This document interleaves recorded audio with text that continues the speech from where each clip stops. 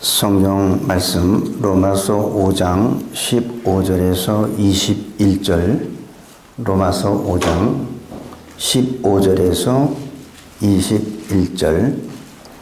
그러나 이 은사는 그 범죄와 같지 아니하니 곧 한 사람의 범죄를 인하여 많은 사람이 죽었은즉 더욱 하나님의 은혜와 또는 한 사람 예수 그리스도의 은혜로 말미암은 선물이 많은 사람에게 넘쳤으리라. 또 이 선물은 범죄한 한 사람으로 말미암은 것과 같지 아니하니 심판은 한 사람을 인하여 정죄에 이르렀으나 은사는 많은 범죄를 인하여 의롭다 하심의 이름이니라. 한 사람의 범죄를 인하여 사망이 그 한 사람으로 말미암아 왕노릇 하였은즉 더욱 은혜와 의의 선물을 넘치게 받는 자들이 한 번 예수 그리스도로 말미암아 생명 안에서 왕노릇 하리로다. 그런즉 한 범죄로 많은 사람이 정죄에 이른 것 같이 의의 한 행동으로 말미암아 많은 사람이 의롭다 하심을 받아 생명에 이르렀느니라. 한 사람의 순종치 아니함으로 많은 사람이 죄인 된 것 같이 한 사람의 순종하심으로 많은 사람이 의인이 되리라. 율법이 가입한 것은 범죄를 더하게 하려 함이라. 그러나 죄가 더한 곳에 은혜가 더욱 넘쳤나니 이는 죄가 사망 안에서 왕노릇한 것 같이 은혜도 또한 의로 말미암아 왕노릇하여 우리 주 예수 그리스도로 말미암아 영생에 이르게 하려 함이니라. 아멘. 지금 계속 로마서 5장에 들어와서 한 사람 아담과 한 사람 예수 그리스도에 대해서 계속 이렇게 비교하면서 말씀이 나오고 있습니다. 지난 시간에 보면 한 사람 아담이 하나님 앞에 범죄함으로, 하나님 앞에 불순종함으로 하나님 앞에 죄를 지었습니다. 쉽게 얘기하면 선악과를 따먹은 거는 물론 뱀이 유혹을 했지만 아담하고 하와가 그 선악과 그 맛이 궁금해서 먹은 게 아니에요. 창세기 3장 5절에 보면 뱀이 그 선악과를 먹으면 너희가 눈이 밝아져 하나님과 같이 된다는, 바로 그 얘기 때문에 먹은 거예요. 하나님과 같이 된다는 말에 이 아담이 교만이 마음에 들어와 가지고 그래서 선악과 먹은 거지, 선악과 맛이 궁금해서 먹은 거 아니에요. 그것은 특별한 맛이 있어 먹은 것도 아니고, 그거 먹는다고 하와가 평생 늙지 않는 것도 아니고, 하나님과 같이 된다는 그 말에, 그래서 하나님의 말씀에 불순종하고 그걸 먹음으로 인해서 죄가 온 세상에 들어오게 됐습니다. 아담의 범죄, 한 사람의 범죄로 인해서 세상에 죄가 들어왔고 죄로 말미암아 모든 사람에게 죽음이 들어왔어요. 그전에는 아담은 죽지 않는 존재로 하나님이 만드셨는데 죄로 인해서 사망이 들어왔습니다. 그리고 또 한 사람, 또 둘째 아담, 마지막 아담이라고 성경에서 얘기하는데 바로 예수 그리스도로 말미암아 모든 사람이 죄에서 죄 사함 받는, 은혜로 말미암아 구원받는, 사망에서 생명으로 옮기는 그런 내용이 지난 시간에 있었던 게 좀 간추린 겁니다. 그래서 아담의 행동과 예수 그리스도의 한 사람, 오늘은 이제 그리스도예요. 지난 시간에는 한 사람 아담이었지만 아담과 그리스도를 비교해보면 아주 매우 중요한 점을 발견할 수가 있습니다. 아담이 저지른 죄, 아담이 저지른 실수를 예수님은 하나하나 완벽하게 회복시키는 모습을 우리가 성경을 통해서 볼 수가 있어요. 아담이 다 저지른 모든 문제를 예수님께서 그러니까 아담은 불순종하는 자고 예수님은 순종하는 분이죠. 그래서 아담이 만들어 놓은 모든 문제점들을 예수님은 하나하나 다 정리하면서 완벽하게 회복하는 모습을 우리가 오늘 읽은 성경 말씀을 통해서 볼 수가 있습니다. 어떤 사람은 살다 보면 대부분 아들들이 그래요. 딸은 안 그런데 아들들이 보면 방을 많이 어질러요. 그래서 엄마가 방을 조금 치면은 화를 냅니다. 양말이 저기 있고 속에 입는 옷은 저기 있고 막 흩어져 있으니까 엄마가 좀 치잖아요. 그러면 아들은 화를 내요. 왜냐하면 못 찾는데 자기가 그렇게 벗어놓은 게 자기 나름대로 다 이거 자기는 안 되는 거예요. 그걸 엄마가 좀 이렇게 정리해주면 못 찾는다고 화를 내잖아요. 어지르는 사람이 있고 정리하는 사람이 있습니다. 근데 아담의 삶을 보면 어떤 사람 보면 그 사람이 가는 곳마다 쓰레기가 있어. 근데 어떤 사람은 가는 곳마다 그 쓰레기를 치우는 분이 있잖아요. 아담이 보면 쓰레기 같은 죄와 사망, 죽음이죠. 죽음을 세상에 쓰레기같이 뿌려놓은 거예요. 근데 예수님은 그거를 다 하나하나 정리하시는 모습을 우리가 볼 수 있습니다. 그래서 성경은 모든 인간은 다 죄인이라고 얘기합니다. 아담 이후에 있는 모든 사람은 다 죄인이라고 성경에서 얘기하죠. 그래서 우리가 전도할 때 보면 가장 복음을 안 받는 사람들이 뭐냐면 내가 왜 죄인이야 이렇게 얘기를 하죠. 내가 왜 죄인이야? 난 죄 안 졌어. 죄를 안 졌다고 하는 사람들이 복음을 거부합니다. 물론 그 사람이 죄를 전혀 안 질 수는 없겠죠. 근데 그 대부분 세상 사람들이 죄라는 개념은 도덕적, 윤리적인 죄를 갖다가 얘기를 하는데 사실은 그 사람들도 마음속으로 지은 죄는 많이 있죠. 얼마나 남을 미워했습니까? 그거 다 죄죠. 그런데 그런 죄가 아니라 아담이 지은 죄로 인해서 모든 사람이 다 죄가 들어왔다고 원죄를 얘기하면 그런 사람들은 참 그걸 못 받아요. 왜 그 사람이 지은 죄를 내가 죄인 취급을 받아야 되느냐 이거죠. 왜 그 사람 때문에 내가 죄의 값을 내가 치러야 되느냐. 이게 세상적인 가치관과 세상적인 그 이성과 지식으로 경험으로는 도저히 받아들일 수 없는 거죠. 그 사람이 죄 잘못한 걸 왜 내가 책임져야 되느냐. 이게 이제 세상 사람들이 그 거부하는 것 중에 하나예요. 그런데 반대로 오늘 예수님의 모습이 나오는데 반대로 한 사람의 순종함으로 한 사람의 의로운 삶으로 인해서 죄인에서 우리가 의인이 된다는 거예요. 오늘 말씀은.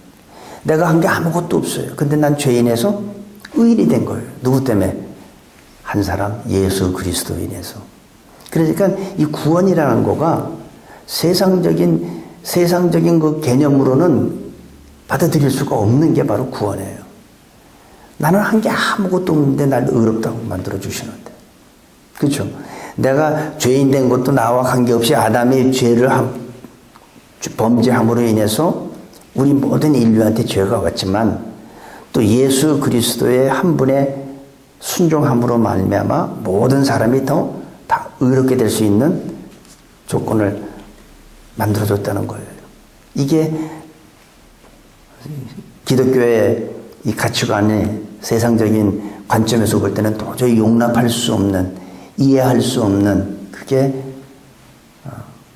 하나님의 은혜입니다. 그래서 전 가끔가다 그런 생각을 해요. 내 자신이 예수 믿는 것이 깜짝깜짝 내가 놀랄 때가 있어요. 어떻게 내가 예수를 믿을 수가 있어? 그렇게 예수님을 핍박을 하고 제 아내 교회도 못 가게 했던 사람이 어떻게 그런 사람이 예수 믿을 수가 있습니까? 목사 된 건 더더욱 내가 예수 믿는 자체가 난 큰 기적이에요. 성경에 많은 기적이 나오지만 그런 기적보다도 내가 예수 믿는 게 기적이에요. 이게 하나님의 은혜예요. 우리가 고린도전서 12장 3절에 보면 성령으로 말미암지 않고는 예수를 주라 시인할 수가 없습니다. 성령이 임하니까 다 믿어주는 거예요. 궁금한 게 하나도 없어요. 이해가 안 되는 게 하나도 없어요. 성령이 임하니까 다 믿어주는 거예요. 그래서 고린도전서 12장에 보면 그 성령으로 많은 은사가 나오죠. 거기에 보면 믿음이라는 게 나와요. 고린도전서 12장 한번 봅시다. 9절. 다른 이에게는 같은 성령으로 뭘 줬어요? 믿음을. 이게 믿음은 내가 믿고 싶어서 믿어지는 게 아니라 아무리 믿고 싶어도 안 믿어지는데 성령께서 나한테 믿음의 은사를 주니까 다 믿어주는 거예요. 내가 그렇게 믿고 싶었는데 안 믿어졌어. 근데 여기 보니까 다른 이에게는 같은 성령으로 믿음을, 어떤 이에게는 한 성령으로 병 고치는 은사를. 이래서 이 믿음이 바로 은사입니다.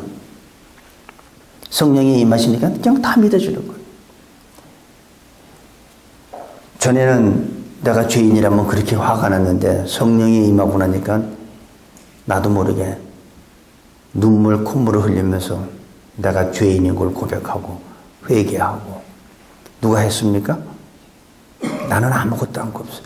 성령이 임하니까 이미 예수님 한 분 예수 그리스도로 말미암아 그게 다 그 값을 다 치르고 나니까 성령이 오시니까 내가 죄란 걸 고백하게 돼요. 여기 오늘 읽을 말씀 중에 보니까 20절에 보니까 이런 게 있어요. 율법이 가입한 것은 범죄를 더하게 하려 함이라. 그러나 죄가 더한 곳에 은혜가 더욱 넘친다. 그러니까 내가 은혜를 많이 받고서 죄 많이 지라는 게 아니에요. 이게 무슨 뜻이냐면 본인이 하나님의 말씀인 율법이 오기 전에는 내가 하는 행동이 죄인 줄 몰랐어요. 근데 율법이, 하나님의 말씀인 율법이 내게 임하고 나니까 이게 내가 죄구나. 내가 저 사람을 이렇게 눈으로 흘긴 것도 죄구나. 알게 되는 거예요. 그러니까 하나님의 말씀으로 인해서 내가 죄에 있는 걸 깨닫는 사람일수록 은혜를 더 많이 받는다는 거예요. 그러니까 죄를 많이 지라는 게 아니에요. 은혜 받기 위해서 죄를 많이 지라는 뜻이 아닙니다. 이게 쉽게 얘기하면 죄가 많은 곳에 은혜가 많다는 얘기는, 우리 목욕탕 한번 얘기할게요. 한국 가면 목욕탕 들어가잖아요. 대중탕.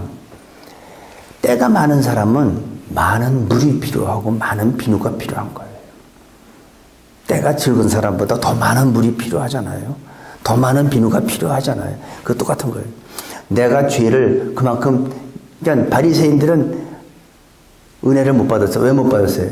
하나님, 나는 저는 세리와 같이,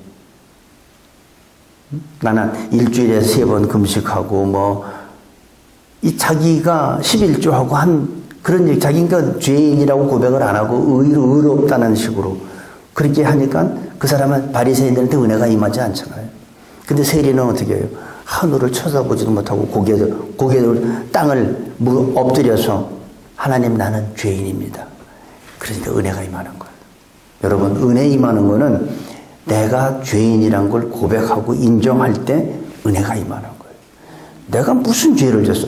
그 사람은요, 50년을 교회 다녀보세요. 은혜 없습니다. 물론 교회를 오래 다니니까 어느 정도 지식은 알 수 있지만 그 사람한테 하나님의 은혜는 없습니다. 아담이 실패한 것을 예수님께서 하나하나 다 회복시켜 주신 거예요. 그래서 기독교의 신앙이란 것은 변화가 아니에요. 내가 전에보다 좀 많이 변했지. 물론 변해야 되죠. 근데 기독교에서 말하는 변화는 본질적인 변화예요. 본질의 변화. 그러니까 전에 내가 좀 꾸정물했는데 지금 깨끗한 물로 변했다는 게 아니라, 그건 역시 물은 물이에요. 그건 본질은 똑같은 물이에요. 근데 성경에서 말하는, 기독교에서 말하는 변화, 쇠사람이란 거는 본질의 변화예요. 다시 말해서 물이 포도주가 된 거예요. 물하고 포도주는 다르잖아요. 같은 액체래도. 포도주는 알코올이 있죠. 색깔도 있죠. 향도 있죠. 물은 안 그렇잖아요. 그러니까 본질적인 변화를 말하는 거예요. 기독교에서 말하는 거. 근데 우리는 조금 더러운 물에서 깨끗한 물로 된 것 가지고 자기 변했다고 그러는데, 그거는 물론 좋아졌지만 그거는 본질의 변화가 아닙니다. 아직도 그 사람은 물의 성분을 갖고 있어요. 물의 성격을 갖고 있어요. 세상적인 가치관을 갖고 있어요. 근데 본질의 변화가 오면 가치관이 달라져요. 세상적인 가치관이 아니라 영적인 가치관을 가지고 하나님의 마음을 이해하는 그런 본질의 변화가 되는 겁니다. 오늘 저는 이 예수님께서 아담이 실패한 것을 예수님께서 회복하시고 그로 말미암아 죄인이 의인으로 바뀌었어요. 이 죄인이 예수님으로 말미암아서 죄인이 의인으로 바뀌는 이 구원의 축복이 우리 모두한테 임하게 되기를 바랍니다. 오늘 19절에 한번 볼게요. 한 사람이 순종치 아니함으로 많은 사람이 죄인 된 것 같이. 그러니까 한 사람이 순종치 아니한 게 바로 아담을 얘기하죠. 아담이 순종하지 않아서 죄인, 모든 사람이 죄인이 된 것 같이 한 사람의 순종하심으로, 이거는 예수님이죠. 많은 사람이 의인이 되리라. 죄인이 의인이 됐다는 거예요. 한 사람으로 말미암아 죄인이 됐고 한 사람으로 말미암아 의인이 됐어요. 근데 여기서 중요한 게 뭐냐면 순종이란 단어가 굉장히 중요합니다. 순종. 순종. 우리 신앙생활에서 가장 중요한 단어는 순종 또는 충성. 기독교는 순종과 충성이에요. 이 복종과 순종은 다릅니다. 복종은 강압적으로 시켜서 하기 싫지만 어쩔 수 없이 하는 게 복종이죠. 근데 순종은 뭐냐면 자기 스스로 마음에서 우러나서 하는 게 순종이에요. 기독교는 순종을 원합니다. 복종과 순종은 다릅니다. 똑같은 일을 해도 복종하는 거는 자기 마음에서 우러난 게 아니에요. 하지만 순종은 내 마음 중심에서부터 진정으로 하는 행동이죠. 그래서 기독교에서 가장 중요한 건 순종이 중요해요. 아담은 하나님 말씀에 불순종해서 죄가 들어왔잖아요. 근데 예수님은 순종함으로 모든 사람이 의롭게 된 거예요. 예수님은 십자가 지기 싫었어요. 그래서 겟세마네 동산에서 기도할 때 이 잔을 내가 꼭 마셔야 됩니까? 이걸 내게 지나가게 할 수는 없습니까? 내가 안 마시면 안 되겠. 예수님은 마시기 싫었어요. 그렇죠? 예수님 마시기 싫었어요. 이걸 내가 꼭, 이 잔은 꼭 내가 마셔야 됩니까? 이걸 지나가게 할 수는 없습니까? 하지만 내 뜻이 아닌 아버지의 뜻이 이루어지기를 원합니다. 순종했어요. 본인은 싫었지만 순종해서 십자가를 진 거잖아요. 이게 우리한테 있기를 원합니다. 그래서 우리가 교회에서 보면 저 사람이 믿음이 신앙이 좋은 사람인지 믿음이 있는 사람인지 없는 사람인지 뭘 보냐면 무슨 일을 시켜보면 알아요. 그 사람이 순종하는지 아니면 그냥 뭐 투덜투덜대고 뭐 그거 보면 우리가 믿음이 있나 없나를 우리가 볼 수가 있어요. 오늘 여기 19절에 보니까 한 사람이 순종하심으로. 그래서 기독교에서는 순종이 그만큼 중요한 겁니다.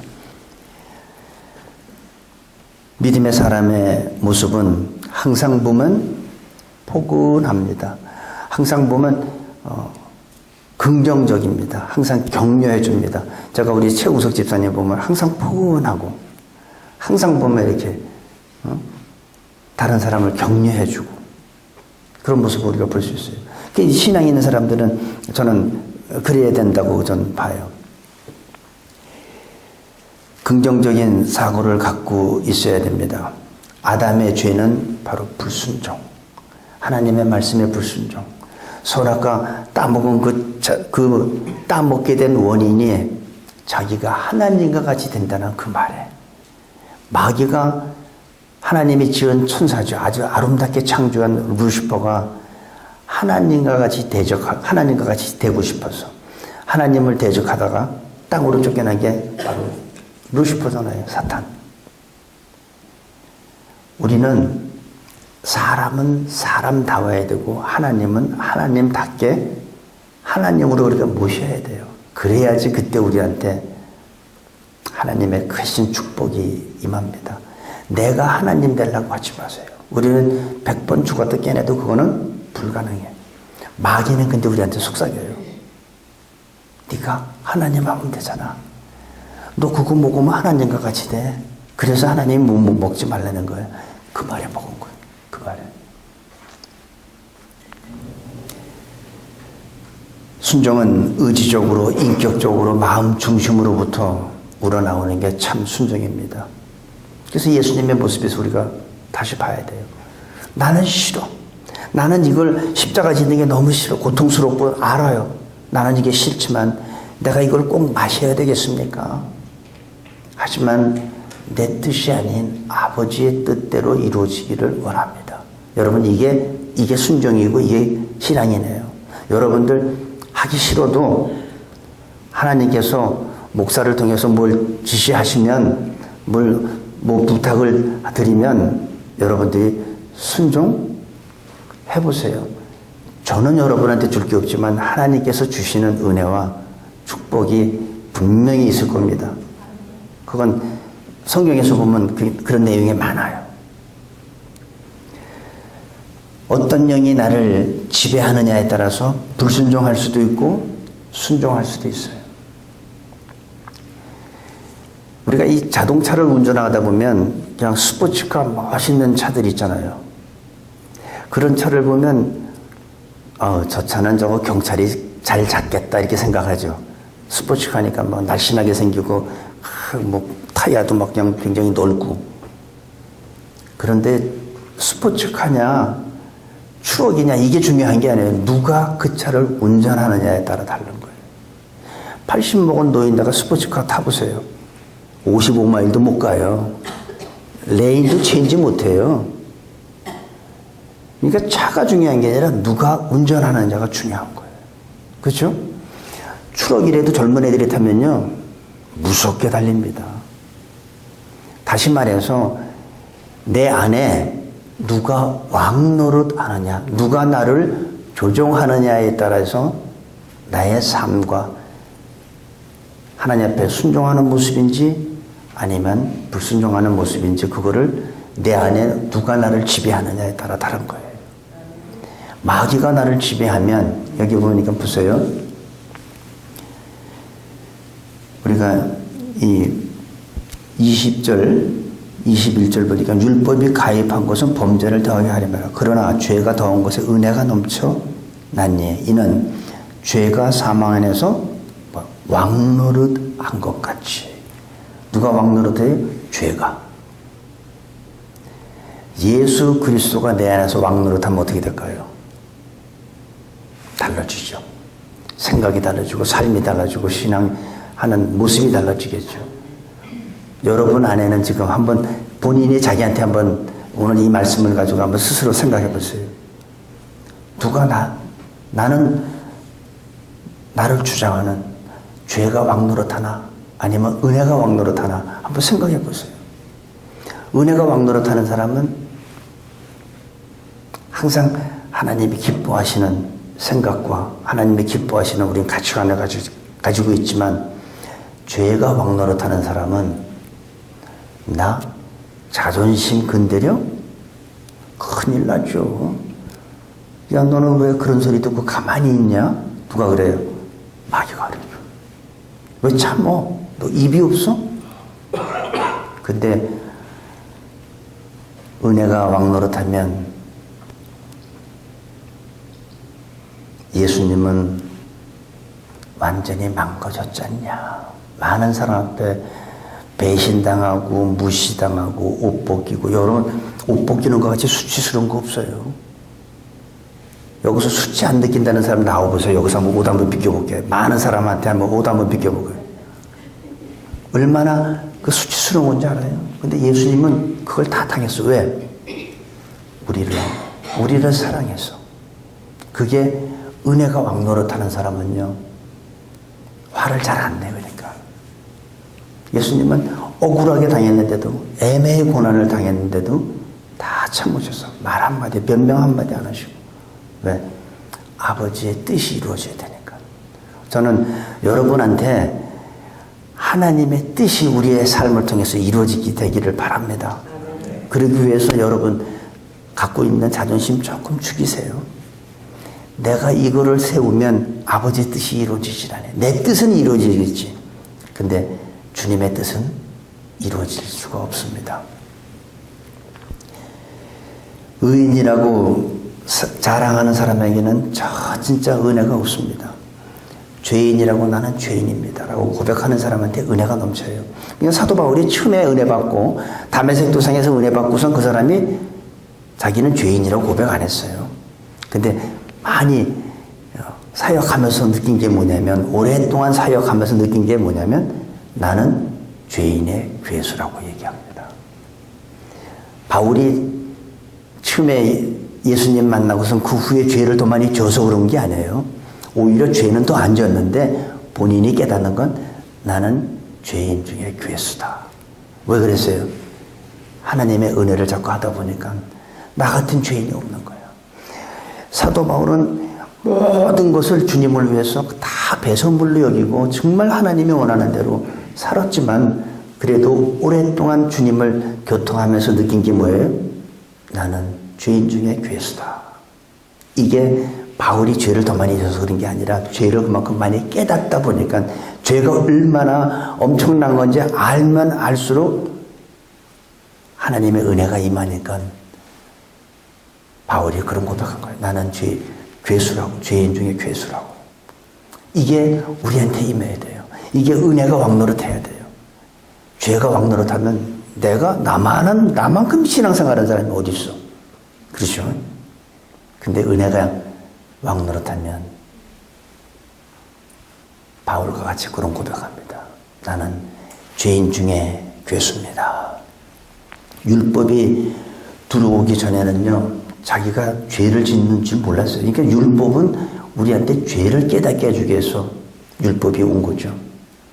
근데 우리가 살아가면서 보면 어떤 사람은 자기의 속을 절대로 안 내놓는 사람이 있죠. 딱 숨기는 사람이 있어. 그런 사람 보면 약간 두려워요. 말을 많이 하는 사람은 다 알아. 그 사람에 대해서 어떤 생각을 하고 있고 어떤 신앙의 수준이 뭔지 다 아는데 이거 숨기는 사람 있잖아요. 노출 안 하는 사람들 보면 알 수가 없어요. 나중에 시간이 지난 다음에 들리는 소리가 그 사람한테 이러이러한 일이 있었대. 그런데도 그 사람은 그 당시에 말 한마디 안 해요. 좀 무섭지 않아요? 그런 사람 보면? 근데 내놔야 돼요. 내가 죄를 드러내놔야지 은혜가 임합니다. 나는 하나님 앞에 난 고개를 들 수도 없습니다. 하늘도 쳐다볼 수도 없습니다. 나는 죄인입니다라고 하는 사람한테는 은혜가 넘치게 되어 있습니다. 우리들 안에 죄가 왕노릇하는지 은혜가 왕노릇하는지 우리 한번 신앙생활하면서 자주 생각해 보기를 바랍니다. 내가 부부싸움을 할 때도 죄가 왕노릇했구나 또. 그렇잖아요. 왜 부부싸움 합니까? 누군가 왕노릇했으니까 부부싸움 하는 거지. 근데 은혜가 왕노릇하면 어떻게 해요? 안 싸우죠. 싸울 일이 없죠. 왜 싸웁니까? 사랑만 해도 시간이 얼마 없는데 아까운 시간에 왜 싸워요? 죄가 많이 드러나면 그 많은 죄를 씻기 위해서 더 많은 은혜가 필요한 거예요. 그래서 죄가 있는 곳에 은혜가 넘친다는 얘기는 은혜를 받기 위해서 죄를 많이 지라는 게 아니라 그만큼 자기가 죄를 깨달을수록 은혜가 넘치는 거예요. 아까도 얘기했지만 때가 많은 사람은요, 많은 물이 필요하고 많은 비누가 필요한 거하고 똑같은 거예요. 그러니까 어떻게 해요? 죄를 숨겨야겠어요? 내놔야겠어요? 내놔야죠. 내놓는 사람한테는 은혜가 넘쳐날 줄로 믿습니다. 그래서 예수 그리스도의 은혜로 우리가 회복된 거예요. 죄인이 의인이 된 거예요. 이게 진짜 진정한 본질의 변화예요. 전에는 내가 죄인이었지만 이제는 내가 의인이 된 거예요. 누구로 인해서? 내가 한 건 아무것도 없죠. 한 사람 그리스도로 인해서. 나한테 죄가 들어왔고 사망이 들어온 건 한 사람 아담을 통해서 들어왔지만 한 사람 예수 그리스도를 통해서 내가 죄인에서 의인이 된 거예요. 이게 얼마나 감사합니까? 이게 구원이에요.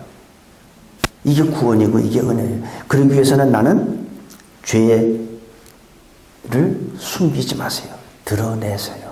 다음 시간에 이제 6장에 들어가면 우리가 죄를 이길 수 있는 방법이 있어요. 내 힘으로는 이길 수 없습니다. 하지만 죄를 드러내는 사람들은 죄를 넉넉히 이길 수 있다고 저는 믿습니다. 사망이 왕노릇하던 우리에게 이제 은혜가 왕노릇하게 된 거예요. 이것이 예수님께서 우리한테 베풀어 주신 은혜고 구원입니다. 이 은혜와 구원이 오늘 이 시간부터 영원히 우리가 이 세상을 떠날 때까지 우리 모두한테 넘쳐나게 되기를 간절히 기도합니다. 기도하겠습니다. 아버지 하나님, 구원의 감격과 능력과 성령의 충만함이 우리에게 넘치게 축복하여 주옵소서.